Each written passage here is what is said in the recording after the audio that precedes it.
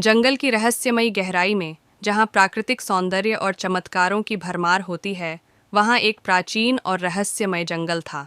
इस जंगल में एक विशेष पेड़ था जिसे महाराजा वृक्ष के नाम से जाना जाता था।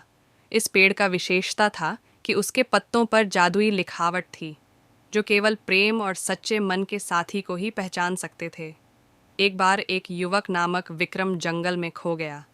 वह बहुत दिनों तक भटकता रहा। खोजते खोजते उसने महाराजा वृक्ष की ओर ध्यान दिया। पेड़ की पत्तियों पर लिखे हुए अद्भुत लेखों ने उसकी ध्यान आकर्षित किया।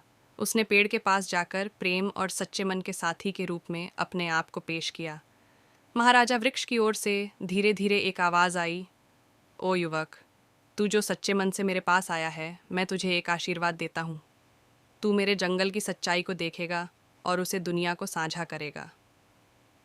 विक्रम को विश्वास हो गया और वह महाराजा वृक्ष की मंजिल की ओर निकला। उसकी यात्रा में वह अनेक चुनौतियों का सामना करता है, लेकिन उसकी प्रेम और समर्पण ने उसे हर मुश्किल को पार करने की शक्ति दी। एक रात विक्रम अपने शिविर में ध्यान में डूबा हुआ था। तभी वह एक चमत्कारी प्रकाश का अनुभव करने लगा। उसने ध्यान से उठकर देखा और देखा कि एक अद्भुत ज्योति की ओर वह चला रहा है। ज्योति ने उसे महाराजा वृक्ष के पास ले जाया। महाराजा वृक्ष के पास पहुंचकर विक्रम को एक प्राचीन मंत्र का उच्चारण करने के लिए कहा गया। विक्रम ने मंत्र का उच्चारण किया और एक बादशाह की तरह महाराजा वृक्ष के रूप में वहां उभर आया। महाराजा वृक्ष ने विक्रम को अपने साथ एक रहस्यमयी यात्रा पर ले जाने का आशीर्वाद दिया।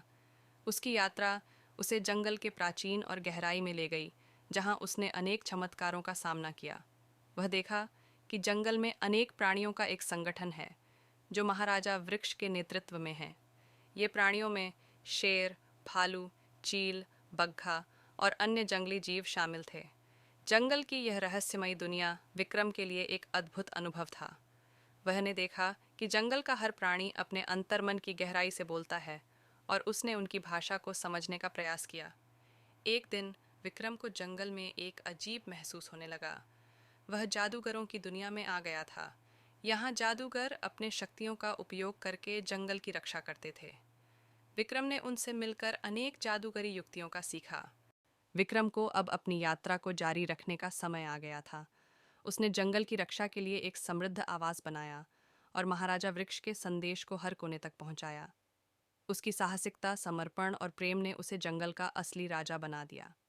इस प्रकार जंगल की इस कहानी ने हमें यह सिखाया कि प्रेम और समर्पण की शक्ति से हर मुश्किल को पार किया जा सकता है, और यह जंगल जैसी हमारी प्राकृतिक संपदा की रक्षा के लिए हम सबको जिम्मेदारी महसूस कराता है।